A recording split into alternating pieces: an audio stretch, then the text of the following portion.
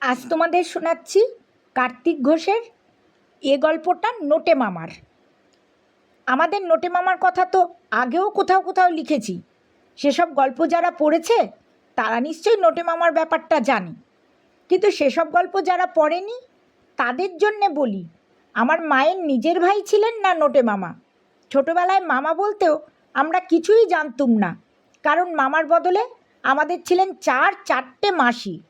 নোটে মামাও খুব কাছাকাছির কিছু নন, বলতে গেলে মায়ের খুব দূর সম্পর্কের এক ভাই।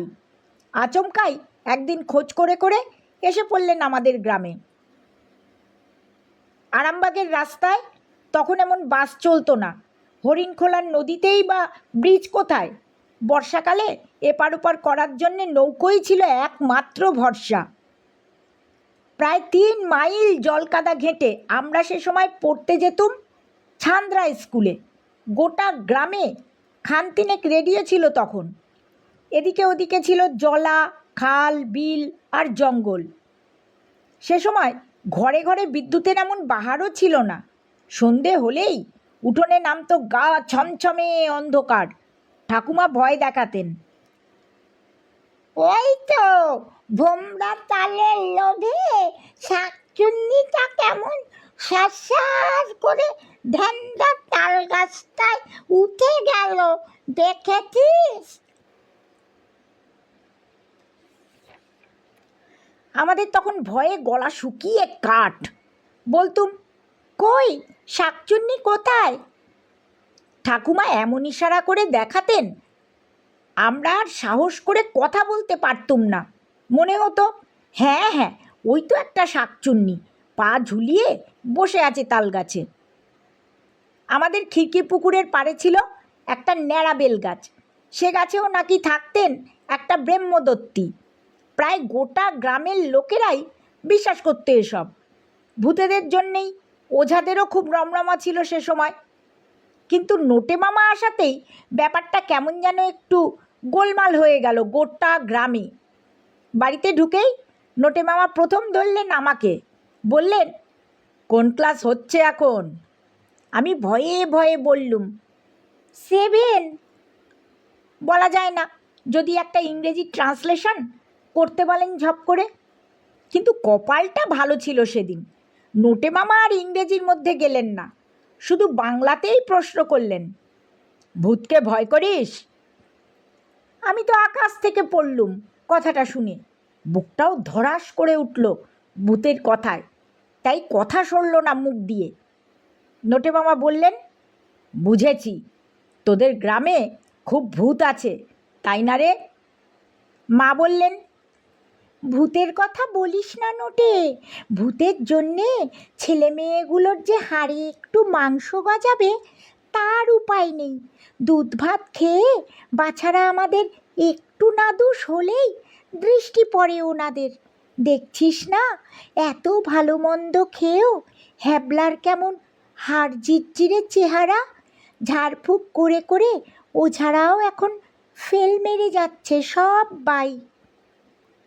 মনে আছে নোটে মামা মুচকি একটু হেসে হুম হুম হুম হুম হুম সেই প্রথম দিনই বলেছিলেন, দাঁড়াও, ভূতগুলোকে আমি এবার দেখছি। বলতে গেলে সেই থেকেই গোটা গ্রামে রমরমা শুরু হলো নোটে মামার।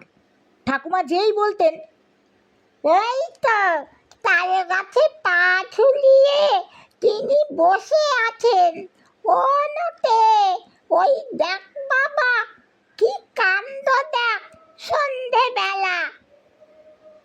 সঙ্গে সঙ্গে 5 ব্যাটারির টর্চের আলো তাল গাছের মাথায় ফেলে নোটে মামা বলতেন, ওটা তো একটা শকুন, শাকচুন্নি কোথায়? ঠাকুমা বলতেন, ওই তো তোর টর্চের আলো দেখে ওই শোন না কেমন করে হাসছেন শাকচুন্নিটা, সীতারাম সীতারাম। নোটে মামা বোধহয় অন্ধকারেই একটু হেসে নিতেন লুকিয়ে, তারপর বলতেন, ওগুলো শকুনের বাচ্চাদের কান্না। তবু আমরা বিশ্বাস করতুম না নোটে মামাকে। নোটে মামা তো আমাদের নিয়ে ভোরবেলা উঠতেন নিয়ম করে, তারপর বলতেন, কই আমার সঙ্গে ছুট দে দেখি, দেখব কে আমাকে ধরতে পারে। ছুটতে ছুটতে ভোরবেলা বেশ মজা লাগতো আমাদের, মনটাও বেশ ভালো থাকতো সারাদিন। তারপর কদিন যেতে না যেতেই আমাদের মতো গ্রামের সব ছোটদের নিয়ে দিব্যি দুটো ফুটবল টিম গড়ে ফেললেন নোটে মামা। রোজ বিকেলেই খেলা হতো দুটো টিমে। আমাদের আর জ্বর জ্বালা, সর্দি কাশি বা পেটের অসুখের জন্যে স্কুল কামাই হতো না তেমন। মাঝে মাঝেই খেলতে গিয়ে কাদা মেখে বাড়ি ফিরতুম হৈ হৈ করে। নোটে মামাও তখন পুকুরে ডুবে আমাদের সঙ্গে চান করতেন। কারোর অসুখই করে না, সব যেন হাওয়া। মা ঠাকুমারাও হাঁ হয়ে যান আমাদের ব্যাপার দেখে। আমরা আর ভয় পাই না অন্ধকারেও, কারণ আমাদের জন্যেই লুকিয়ে লুকিয়ে গ্রামের ভীতু মানুষদের কাছ থেকে চাঁদা তুলছেন নোটে মামা। কারণ গোটা গ্রামের মধ্যে যেখানে যত ভূত আছে সব কটাকেই নাকি কলকাতায় নোটে মামা ধরে নিয়ে যাবেন। সে কথাও অবশ্য মা ঠাকুমারা কেউ জানেন না। নোটে মামা চুপি চুপি শুধু আমাদের কাছে বলেছেন। কিন্তু গ্রাম থেকে ভূত ধরে ধরে কলকাতায় ছাড়বেন কেন? প্রশ্নটা শুনে নোটে মামা শুধু বলেছেন, কলকাতায় গেলে বেটারা বুঝবে কত ধানে কত চাল। সত্যি বলতে প্রথম দিকে আমরা অবশ্য কেউ কিছুই বুঝিনি। মাঝে মাঝে দেখতুম কাঁধে একটা সাইড ব্যাগ আর হাতে একটা 5 ব্যাটারি টর্চ নিয়ে ঘোর অমাবস্যার রাতে গোটা গ্রামে ঘোরাঘুরি করতেন নোটে মামা। আমরা তো ভয়ে ভয়ে থাকতুম নোটে মামার জন্যে। বলা যায় না, ভূতেদের সঙ্গে পাল্লা দিতে হলে শুধু বুকের পাটা দিয়ে হয় না, হাতে অন্তত একটা বন্দুক থাকা চাই নাকি? আমাদের দক্ষিণ পাড়ার ক্যাবলা শুনে বললে, ধুস, ভূত কখনোই বন্দুক টন্দুক ভয় পায়? দেখ না নোটে মামার কি হয়। কিন্তু কি আশ্চর্য, নোটে মামার কি হবে? মাঝখান থেকে নোটে মামাই একদিন মিটিং ডাকলেন গোটা গ্রামে।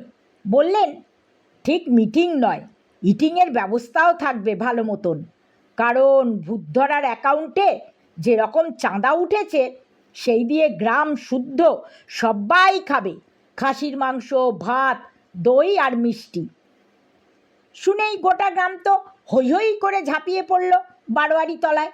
10 জন হালুইকর আর 20 জন জোগাড়ে লাগলো রান্না বান্নায়।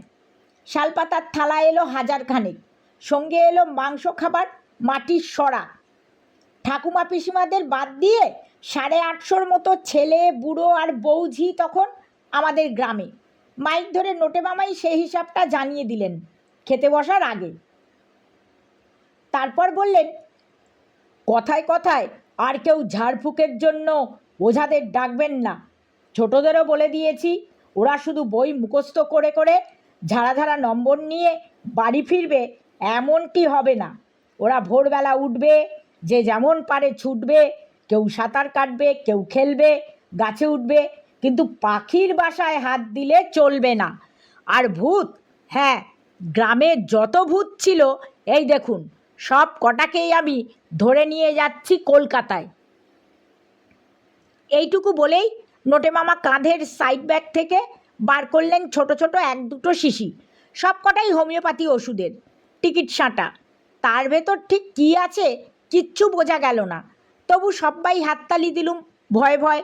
বলা তো যায় না, সব কটা ঠিকঠাক ধরা না পড়লেই মুশকিল। না, সেদিন সেই খাওয়া দাওয়ার সময় গ্রামের কেউ আর কোনো কথাই তোলার সাহস পায়নি ভূত নিয়ে। সেদিনের পর নোটে মামাও অবশ্য আর কখনো ফিরে আসেননি আমাদের গ্রামে। শুনেছি শিশি ভর্তি সব ভূতকেই নোটে মামা নাকি কলকাতাতেই ছেড়ে দিয়েছেন সত্যি সত্যি। তারাই এখন শহরে ভূতদের সঙ্গে মিশে আজ রেল আটকায় তো কাল বাস পোড়ায়, তাদের এক হাতে পিস্তল তো অন্য হাতে বোমা। সত্যি বলতে কি, নোটে মামাও এখন কলকাতা ছেড়ে পালিয়েছেন তাদের ভয়ে।